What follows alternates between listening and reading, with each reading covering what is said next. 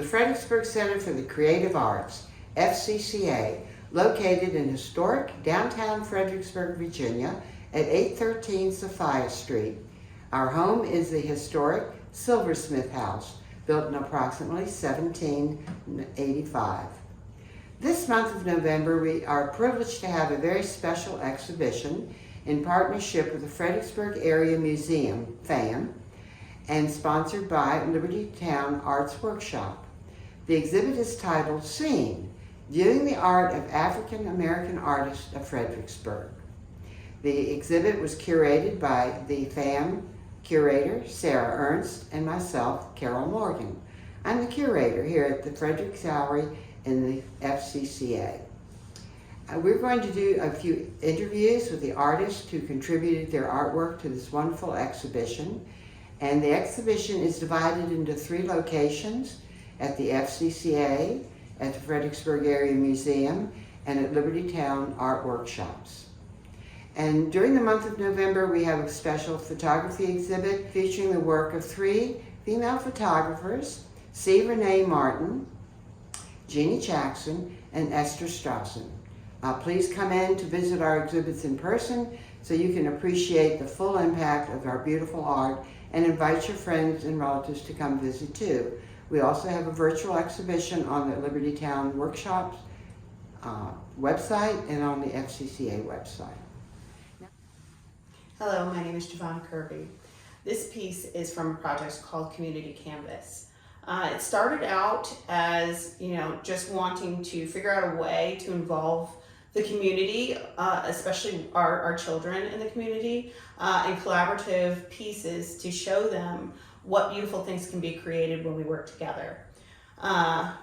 After being exhibited at FAM, a friend of mine came to visit, and I was explaining to her all these many ideas, and I was like, wouldn't it be great, wouldn't it be great, wouldn't it be great to have a space with multiple art supplies where people could just come in off the street without having to worry about having a budget for art. Art can be very expensive, but art is for everybody.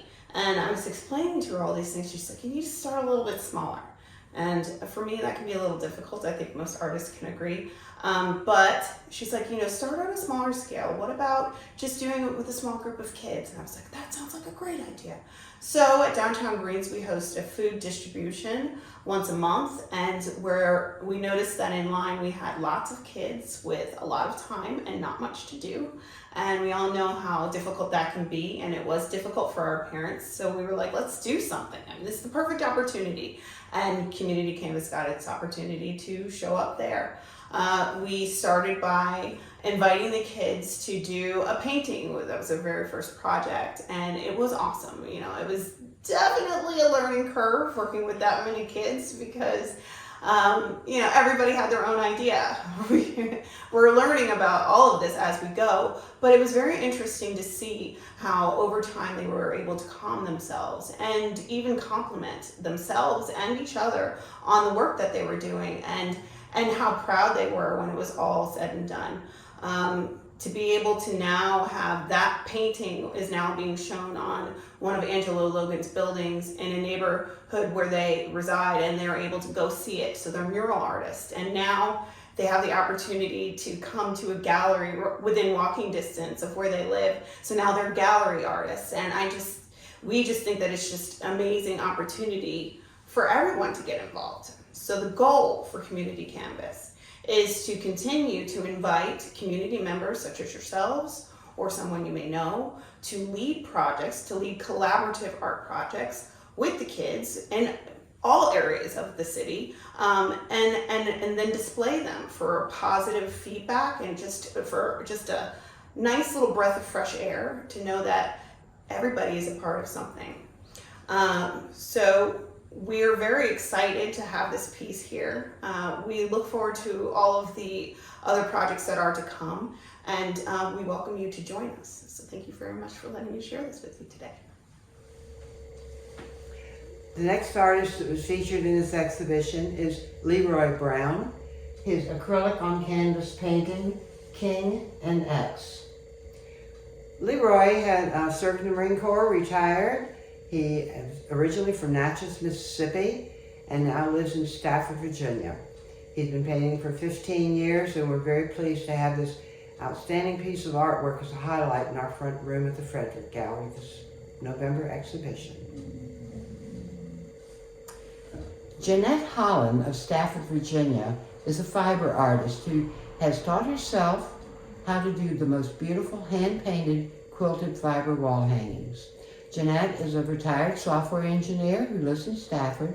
About 5 years ago, she wanted to begin doing quilting as part of her heritage from Natchitoches, Louisiana. Sorry there. Her background in software engineering would never tell us that she's going to move into this art form of painted fabric fiber arts that are hand quilted. We look forward to seeing more of her work. She's only been doing these pieces for 5 years and plans to continue working in the fiber arts in the future. I'd like to introduce you to the artist, Jeanette Holland, and Jeanette will talk a little bit to you about the construction of her artworks and her inspiration for creating them. Jeanette?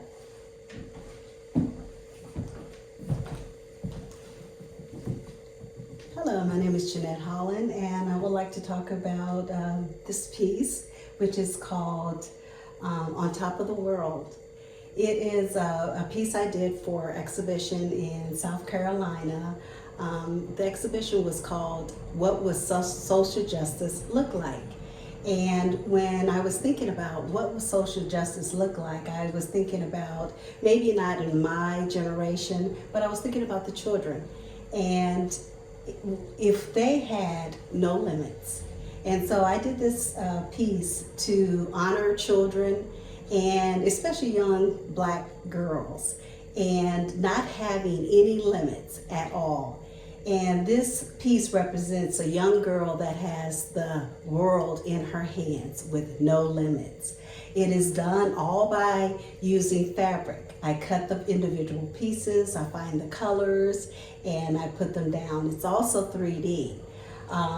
And I love using African fabrics as well, if you can see. So this piece is called, again, On Top of the World, and it honors young African American girls that have no limits to what they can do if given the possibility and the time. And thank you. This piece is called Distinguished Gentleman. And I do a lot of pieces that honors women. And I really wanted to step out the box and do a piece that honors the men in our lives. And I'm using a technique which I call curbism, where I'm using blocks to create the actual design. And in this piece, I wanted to have a strong, very strong look for a man. And I said, okay, what makes me attracted to a man? And I said, a hat and a nice suit. So I wanted to present him very distinguished. And if you look at it, this piece right here, I couldn't determine whether I wanted a regular tie or a bow tie. So I said, why not? I just put them both together. So he has both together. But this piece is called Distinguished Gentleman. This piece is called Reminiscence. And I wanted to do something different with it. I'm not a painter, and I decided, I said, okay, I'm just gonna try painting on fabric. So I designed the actual picture and decided, okay, I'm gonna paint this on the background.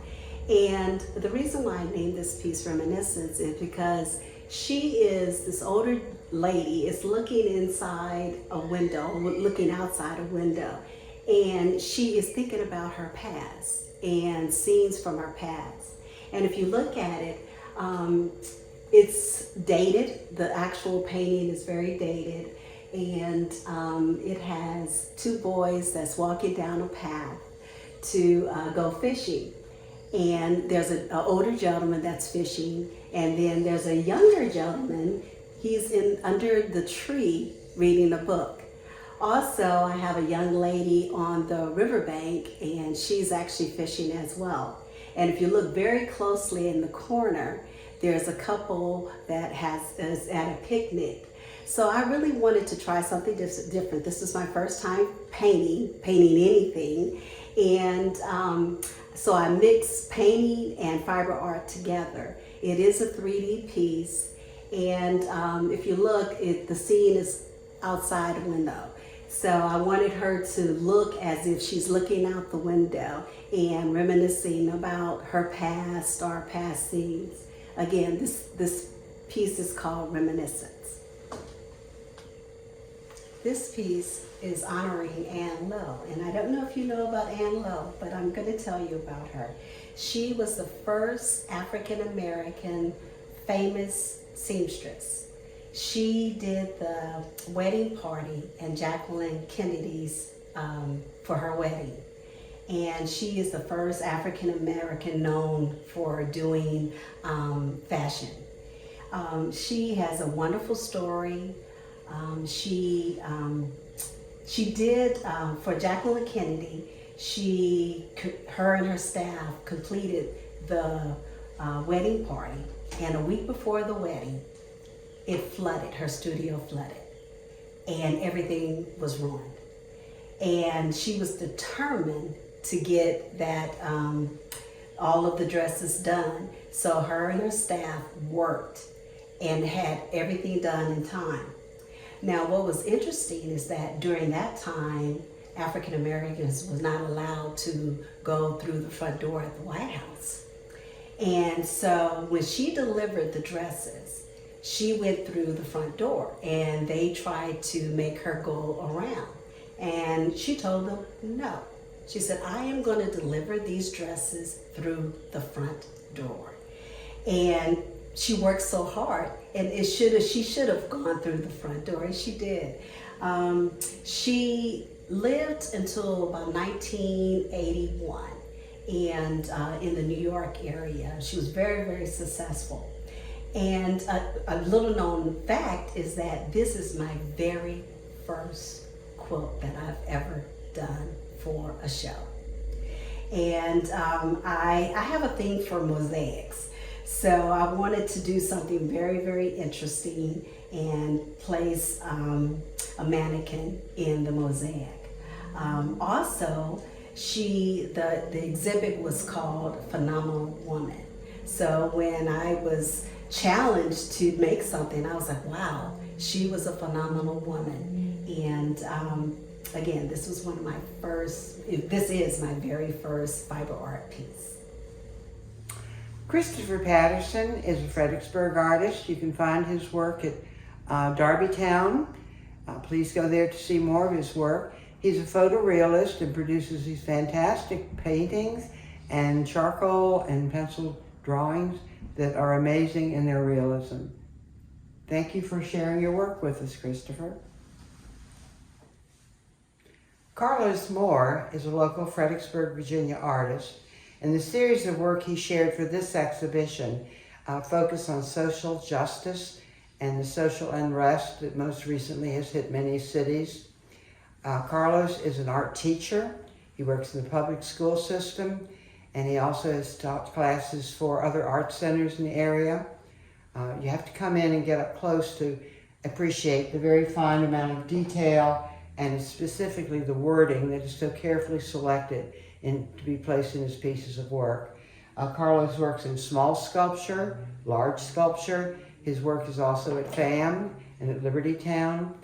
He also is a multimedia artist. He works in other series that are not necessarily with this subject matter.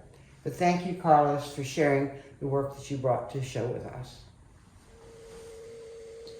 An exhibition of African American artists of Fredericksburg wouldn't be complete without including the legacy art of Johnny Plummer Johnson of Fredericksburg, Virginia.